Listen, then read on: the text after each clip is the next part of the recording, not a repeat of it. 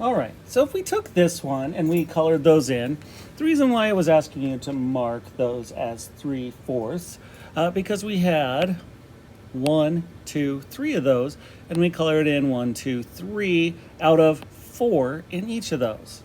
Now, we can also combine those. And when we combine them, what do I mean? Well, I mean, we move them over so we can tell how many holes we have. So right here, we have one group of 3.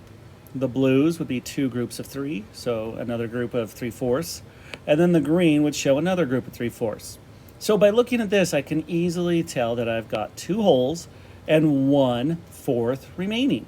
So 2 and 1/4, or we know there's 4 plus 4 is 8, plus 1 is 9, 9/4. So those are my 2 equivalent fractions.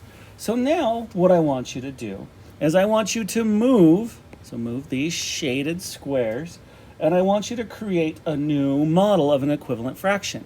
So take your 3 red, your 3 blue, and your 3 green, and I want you to see if from this you can come up with a new equivalent fraction and write the multiplication equation. So you're going to color those, you're going to transfer those over to there, and you're going to write what the new multiplication equation is. Good luck.